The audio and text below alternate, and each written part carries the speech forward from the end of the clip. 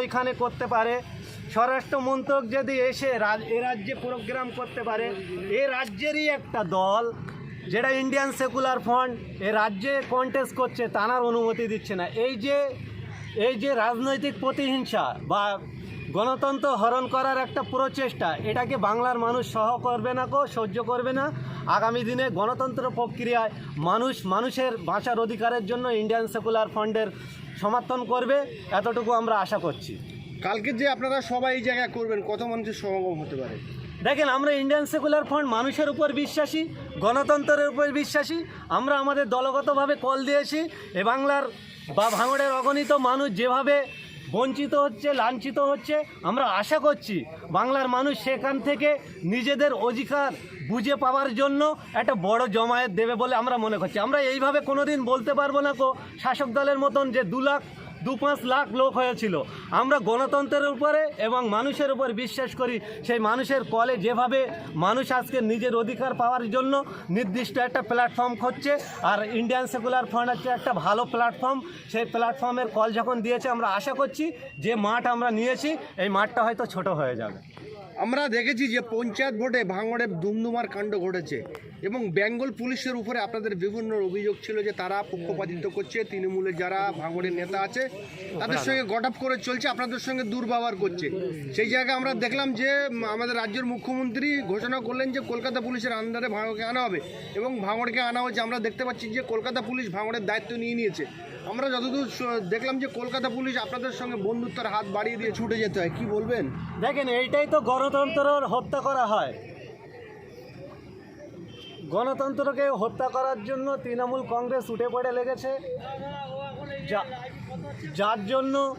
যার জন্য আমরা বলবো যে এই গণতন্ত্রকে রক্ষার দায়িত্ব আমাদের আপামর জনতা, বাংলা সহ ভারতবর্ষের মানুষকে নিতে হবে। সাংবাদিক বাবা সাহেব আম্বেদকরের রচিত যে সংবিধান, সেই সংবিধানকে বাঁচানোর দায়িত্ব ভারতবাসীকে নিতে হবে। এই বাংলার অগণিত মানুষ যেভাবে কর্মহীনতায় ভুগছেন, সেই কর্মস্থল টিকিয়ে রাখার দায়িত্ব বাংলার মানুষকে নিতে হবে। যেভাবে বাংলার গণতন্ত্র বারে বারে হত্যা হচ্ছে, সেই গণতন্ত্রকে টিকিয়ে রাখার জন্য সমস্ত রাজনৈতিক দলের দায়িত্ব নিতে হবে।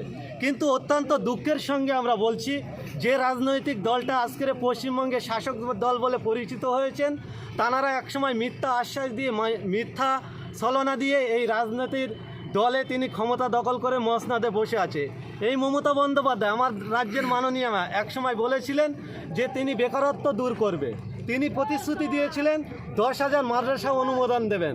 তিনি প্রতিশ্রুতি দিয়েছিলেন জমি রক্ষা কমিটি করে কোনো কৃষকের জমি যেন হাত থেকে না যায়, সেই একটা রক্ষা কবচ দেবে। সবটাই ভাঁওতা দিয়ে যেভাবে মসনদে বসেছেন, তারপরে আমরা কি দেখতে পেলাম? বারে বারে সেই মাননীয়ার দ্বারাই আমরা দেখেছি, সেই শাসক দলের দ্বারাই, তৃণমূল কংগ্রেস দলের দ্বারাই আমরা দেখেছি গণতন্ত্র হত্যা হচ্ছে এবং বেকারত্ব বাড়ছে। সাথে সাথে মাদ্রাসা তো অনুমোদন দূরের কথা, 6 থেকে 8,000 মাদ্রাসা অলরেডি বন্ধ করে দিয়েছেন। এই দ্বিচারিতাকে দূর করার জন্য একমাত্র ইন্ডিয়ান সেকুলার ফ্রন্ট লড়াই করছে, তার নেতৃত্ব দিচ্ছে নওশাদ সিদ্দিকী। তাই নওশাদ সিদ্দিকীকে কীভাবে আটকানো যায়, ইন্ডিয়ান সেকুলার ফ্রন্টকে কীভাবে আটকানো যায়, সেই প্রচেষ্টা চালাচ্ছে। আমরা দেখেছি এ বাংলার জমিনে কম বেশি 1 থেকে 150 রাজনৈতিক দল আছে, কিন্তু কেবলমাত্র ইন্ডিয়ান সেকুলার ফ্রন্টকে বেছে নিয়েছে যে এদেরকে কোনো মতে, যে মানুষের জন্য কথা বলছে, এদেরকে দমিয়ে দিতে হবে। এই প্রচেষ্টা তাঁরা চালাচ্ছেন। ইন্ডিয়ান সেকুলার ফ্রন্টের নেতৃত্ব নওশাদ সিদ্দিকী, আমি বলি, তিনি কোনো 5 টাকার কেনা খৈনি নেয় যে কিনে কিছুক্ষণ হাতে ঢোলে পরে ফেলে দেবো। তিনি একজন মানুষের জন্য কাজ করতে হচ্ছে এবং মানুষের জন্য লড়াই করছে।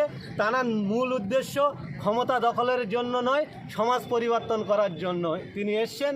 আর সেই সমাজ পরিবর্তনের কারিগর হিসেবে আমরা গণ্য যে সদস্যগণ হয়ে আছি, আমাদের প্রচেষ্টা তানার বিধানসভায় একটা বড় জমায়েত করে উৎসবের মেজাজে আজকের এই প্রোগ্রাম, আগামী কালকের যে প্রতিষ্ঠা দিবস, সেটা ভালোভাবে উদযাপিত করব।